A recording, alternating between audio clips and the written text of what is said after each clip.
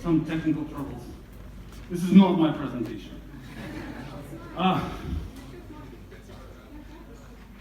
Anyway, I'll be talking about clients and honesty, and the combination of two. I'll be speaking in English, even though my first language is Russian. I will try to make it understandable, try to speak slowly. I hope you all understand English. We all love to have clients, and we all love to be honest with them, right? Not really, yeah? In some cases, right? I'll be speaking from, well, I had some presentation, believe me. I'll be speaking from my experience. I'm in the outsourcing business for about 17 years, and I was not honest with my clients for 14 years. I just started to be honest with them 3 years ago. So I will share my experience of the last 3 years, because this is what's interesting. They're gonna give me some content. In these 3 years, we've completed about 15 projects with seven different clients, and we created over 300 lines of source code, mostly in Java, and we've been working with over 200 programmers over the world, and most of our clients are from America, mostly in Silicon Valley. This is where the company is actually located. The problem always with the client is, and in all these projects over the last 3 years, we always give our clients full access during the project, from the first day, full access to, and there has to be the list of things, but I think I remember them, to source code, first of all. So all our clients, they can see the source code from the first line, from the first day when we start. They can see all the tickets we have. We manage our tasks and tickets so they can see the tickets we have for programmers. They can also see all the bug reports. So they have full access to the bugs we find in the software, and they know what doesn't work. They have full access to the logs in our production servers, in our staging servers, everywhere. So they see what's wrong. They see all the troubles we have. They have full access to documentation we write, and they have full access to the conversations we have between us and programmers, programmers and us, and programmers to programmers. So they see everything what's going on in the team. I believe that not so many of you can say the same, can actually be proud of the same configuration. And maybe some of you think that this is not a good setup, maybe not a good configuration. Most outsourcing companies believe that the client has to be kept in the dark until the product is more or less ready. And there are many reasons for that. And now I need a slide. Do we have a slide? No? There will be no slides today. Okay, well, I'll try. I'll remember them. Yeah, well, there was a funny slide, but okay, let's make some fun without the slide. So the question is, it's always a problem. It's always a problem because clients actually do 3 things which are the most destructive to the team. Well, I highlighted them on the slide. First of all, as soon as they get full access, we actually 3 years ago, it wasn't like we started to give them full access and enjoyed it in the first day. It was difficult. It was a problem in the first day. Clients started to give us headache, and they became a problem for us, the client itself. So first of all, they start always, when they get full access, they start to give directions and they start to direct you, to tell you what to do. Because they have full access, they see something and they say, hey, fix that. Because they see some trouble, they see the bug report, for example, and they tell us what to do. So they direct us, instead of like they become our micromanagers. So they start to micromanage it. The second thing, they start to ask too many questions. And they start to tell us too many things. So they see things, they see what's going on, they ask questions, which actually annoy us, and they are not making our life comfortable. And the third problem is that they're starting to judge us. They're starting to decide whether we are good programmers or not. So they are making decisions about, they see something and then they have some friends sitting next to them, and they're saying, hey guys, you're not doing it the right way because my friend says so. So they start becoming our, oh, nice. So that's my second slide. So you see we give full access. And is it easy? My answer is supposed to be no here. And then there's three things. So they start to direct us, they start to, can I have my computer turn it on? Because I don't want to look back all the time. Yeah, that's great. Thanks. So they start directing us, they start asking too many questions and telling us many things about how the software has to be developed, and they start judging us. So why it's happening, and this is the funny slide. So this is the most, the most common answer of why it's happening. And funny or not, this is actually true. I mean, they're not idiots because they're stupid, but because they're not actually professionals in software development. In most cases, there are people who are less professional than we are. They are not software people in most cases. They're business people. They have some business ideas, they have some business cases, they have some money to run the business and to outsource to us, to ask us to develop something. And they're not really professionals, so we are smarter than them in software development. And that's why these things where they are doing are so annoying. But we need to find a way, we figured out how to solve that, and I will share that with you. So what solutions we found for all these three problems. Well, now the clicker doesn't work.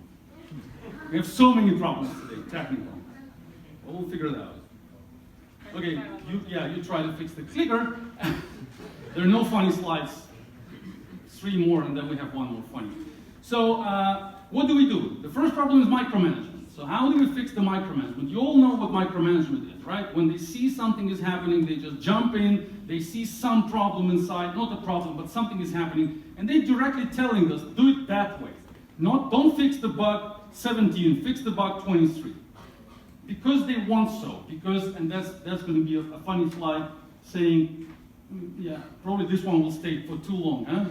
The presentation will be too offensive, I think. So you better remove that. So the next slide was a quote from a client saying, I'm paying you, do it my way. And that's pretty reasonable, because they have money, they expect us to be kind of, not the monkeys doing what they want, but kind of on their payroll, so they expect us to do what they want. And what do we do? Why it is happening? I think there are 3 problems, three causes of that, 3 reasons of that's happening. First of all, they don't know the rules of work. I call them ground rules on one of my next slides.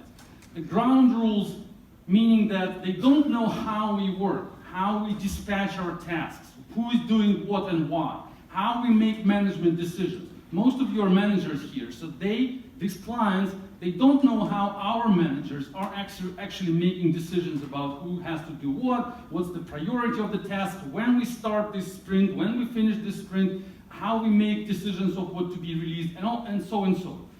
And they don't understand that because nobody taught them that. In most cases, when we were doing outsourcing before, we were just starting a project and saying, sure, here's the timeline, here's your scope, this is how we're going to do it, just sit and wait.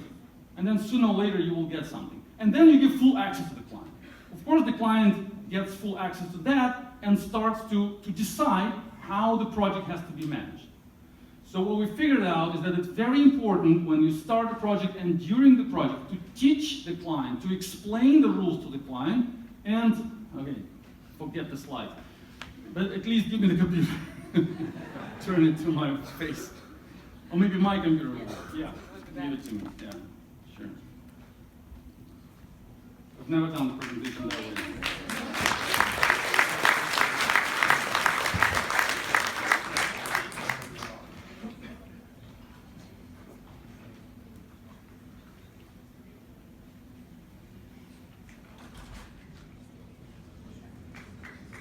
1 second, I'm just scrolling through.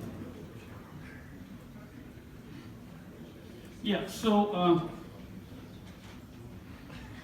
they don't know what, for example, they don't know why the task is not assigned to somebody. They don't know what's going to be the next version released.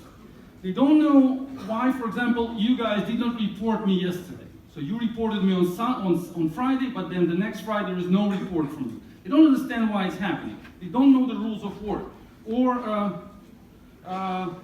they don't know who is fixing the bug, the particular bug. So they look at the bug and there's nobody assigned, and they don't understand why. They feel the priority of the bug, they know this is important, but nobody's touching the bug for a few days. Of course, they don't understand why. They jump in and start micromanaging. they start giving directions to us. Hey, you, they start calling us and saying, hey, you know, take care of this bug. And of course it's annoying for us because it's micromanagement. There's a manager on our side. The manager decides that this bug is going to be fixed later because of certain reasons. There are some reasons for the manager. But the client doesn't know about that reason. The client doesn't know about that rules. Or, for example, why this ticket is low priority than that one. So, I mean, there are many, many questions which the client cannot find answers for. So we found out that we need to explain the rules. It doesn't react to any key. So, we understood that we need to explain the rules and, more importantly, to teach the client. It's not just the explanation, it's teaching the client. Because the client, again, like I said, they're not that smart, they're not that, educated in the level of project management, so we need to give them that education. And they enjoy it, actually. Most of our clients, we found out, they enjoy us training them in the area of project management. Some of them didn't know before what a timeline, what a schedule is in reality. What's the difference between a deadline and as soon as possible? So they don't know the difference, they don't know basic concepts in management. So we taught them. Jesus Christ. So in the end, we started to create a document which is called Policy of Work. I don't know how many of you have that document, but we found that this is so important for all our projects. So we draw a document quite short, about 3-5 pages, and this Policy of Work helps our customers and us to stay on the same page about how we manage projects. More formally, this document is called Project Management Plan. So who of you actually has a PMP certification here? Well, that's great, about 10 people. I would recommend everybody take a look at that certification and pass it. That's really, you will get a lot of knowledge from that. So the PMBOK, it's a book according to which you will be certified. So the PMBOK recommends to have project management plan. It's a huge document, supposed to be big for big projects. It contains scope management plan, time management plan, budget management plan, all the different plans which explain all the participants in the project, how we're going to manage the project. Of course, you don't need that big document. That will take a lot of time to create. Nobody pay attention to it. No client will enjoy reading it. So instead, we create Policy of Work. It's quite short, but it says explicitly what do we do and how, and then we ask the client, let's work according to the policy. We don't tell them stop micromanaging us, don't touch us, don't call us. That will be offensive. But we're asking the client, how about we all work according to the Policy of Work? It works. Yeah, it works. We have just an improvement. Let me go back. That was a funny slide. So Policy of Work, also known as Project Management Plan.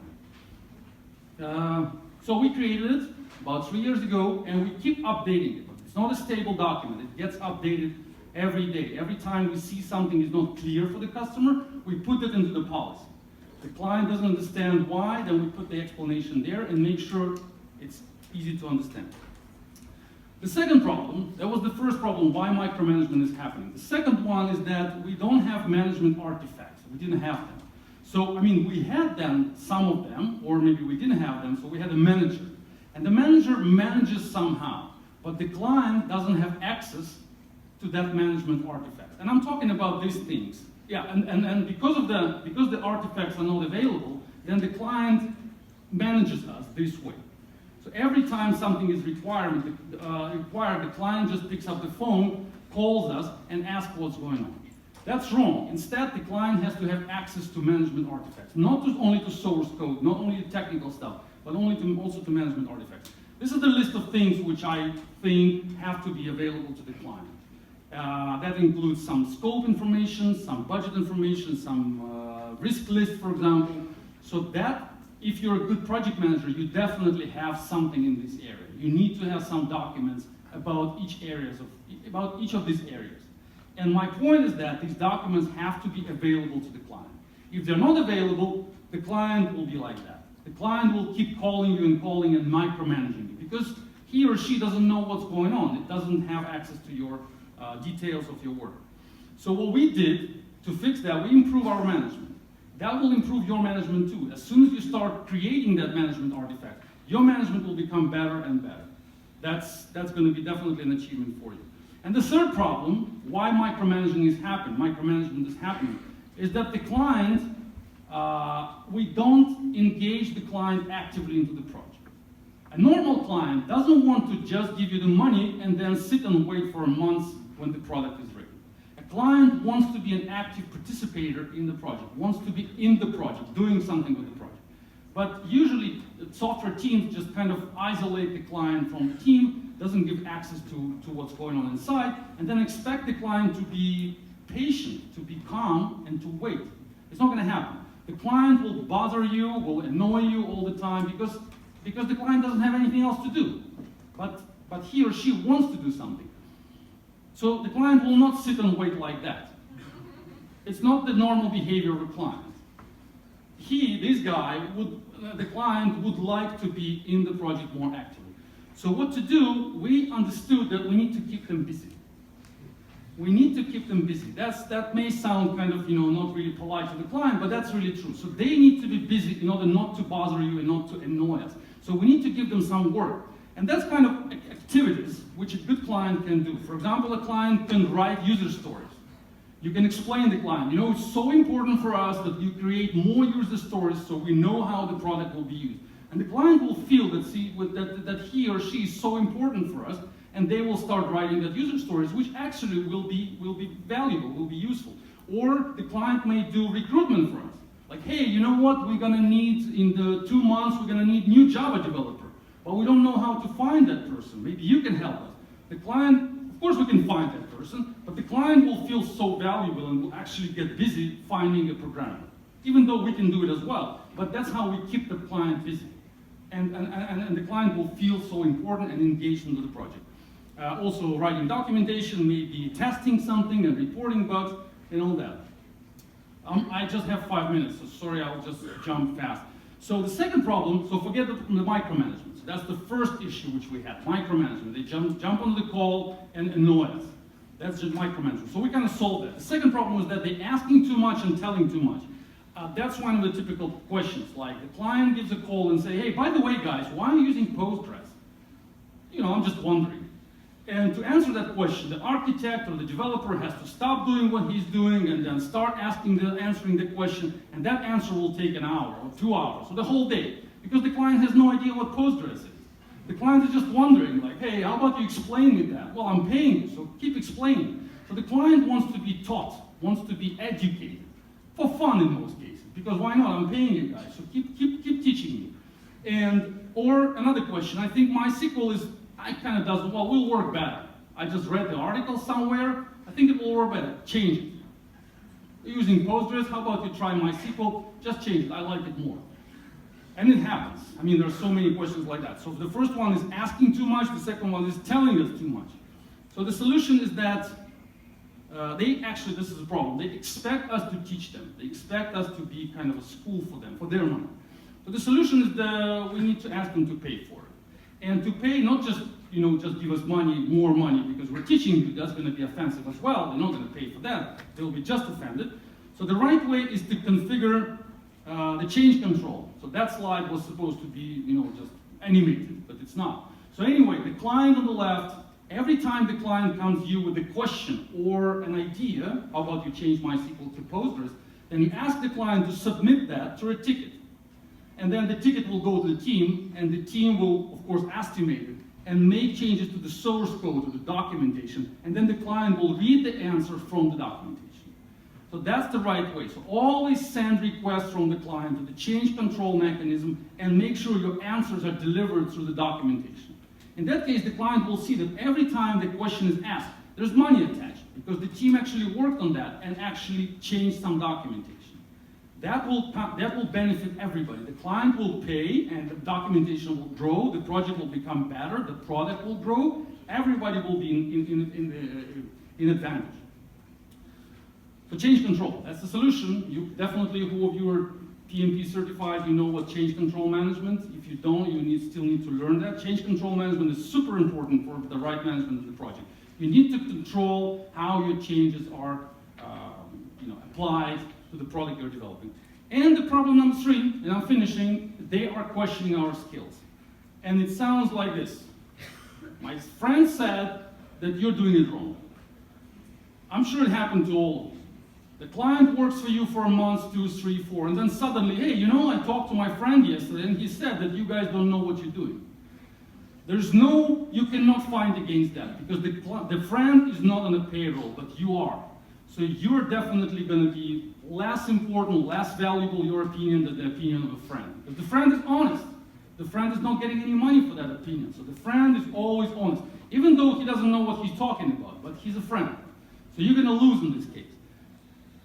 That will happen for sure. The only solution I think exists against that problem is to configure and set up regular reviews of the product you're developing on the way. So while you're working from the first day of the project, you need to discuss with the client that we are not sure that we are the perfect developers. We may have mistakes.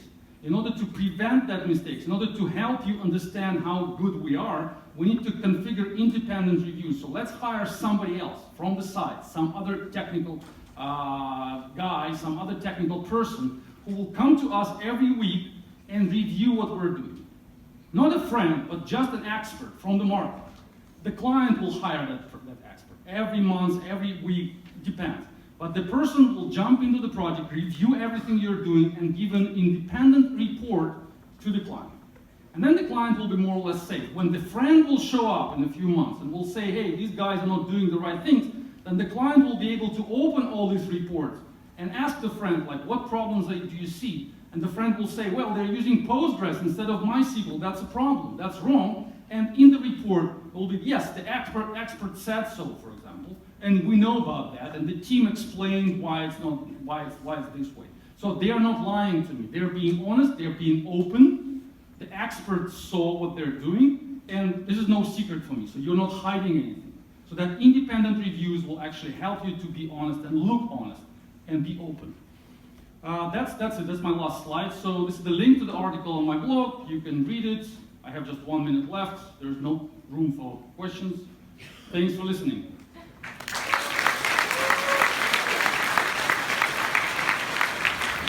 So we actually have 10 minutes for questions. Great. So we have 10 minutes. You have questions? One over there. You can just yes. I'll shout it loud.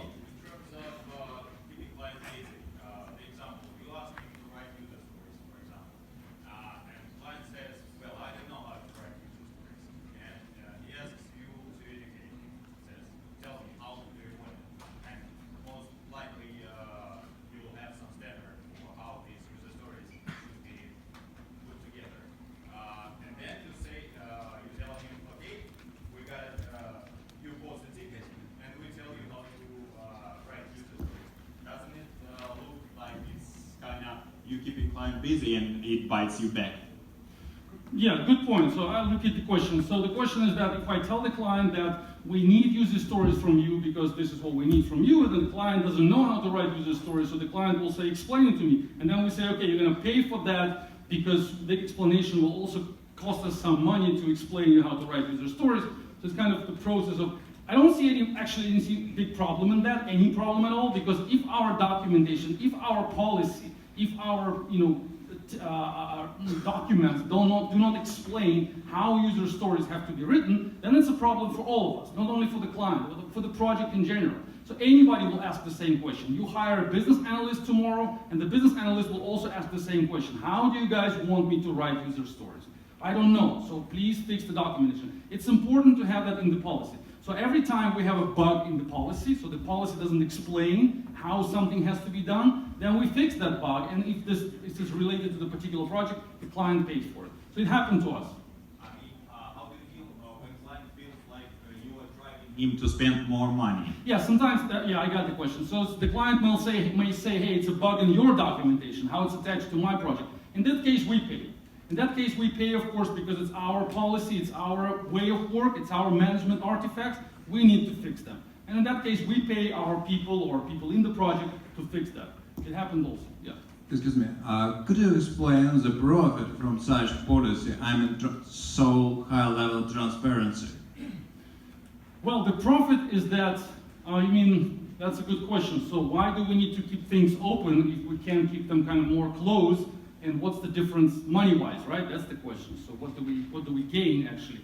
I believe that customers will stay longer with you if you're honest and completely open, and will pay more money. That's my experience.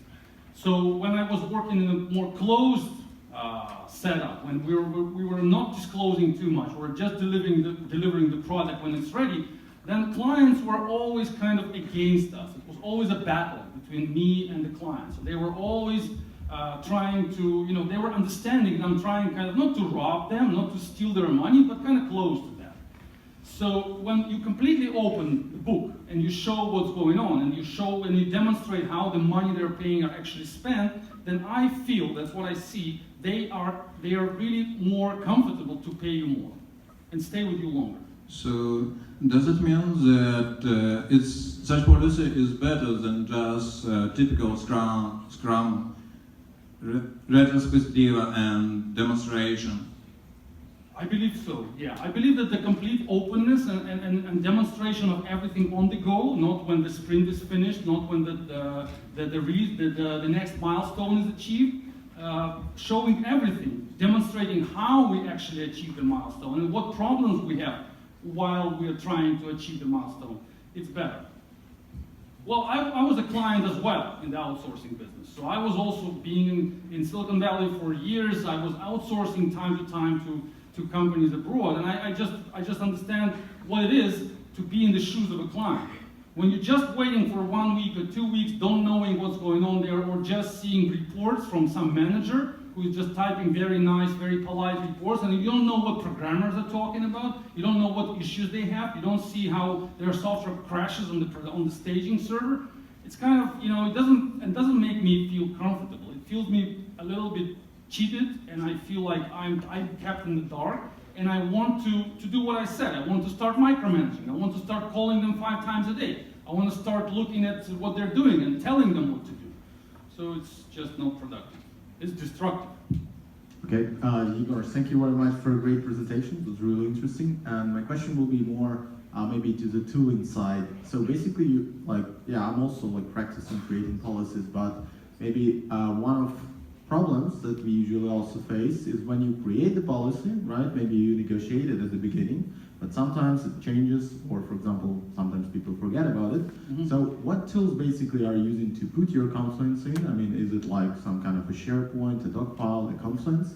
And how do you ensure that people actually adhere to them, and when they change, maybe when new people arrive, they still remember them, right? So maybe some experience. Yeah, good question. Yeah. Well, first of all, we try to keep it short as possible, and don't use any formal language. So we write this policy in a very informal way. So we're writing it like you should do it, we should not do it. So it's always like informal documents. So don't make it formal. Don't make it sound like this project management big documents which nobody wants to read. The policy has to be very simple. Like the policy on when you open, I don't know, a laser to shave. So you open it and it says like open up and shave, something like that. So it has to be really simple and then primitive, the language itself. That's first.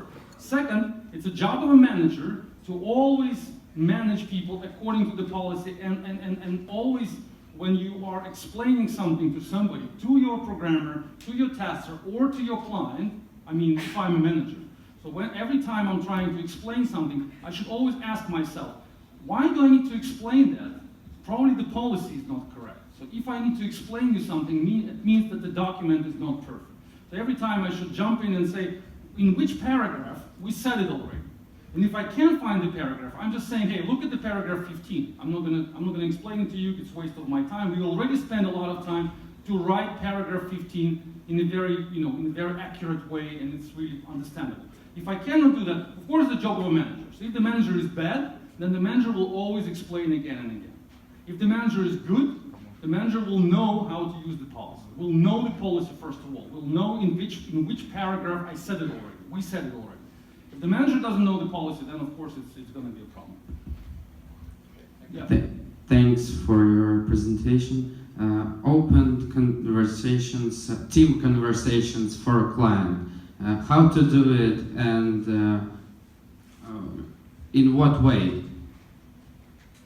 How to have conversations? Well, that's a tricky question, of course. So in our case, we allow the client to talk to any member of the team. So any programmer, any tester, they have direct access to the client, and the client has direct access to them. But we are not using tools like Skype, Slack, or Telegram for chatting between clients and us. We're always allowing the client to talk to us through the tickets, through the tasks. So every time, for example, the client says, why you guys are using Postgres? That's my question. So the question goes into the ticketing system. It's a ticket number 17.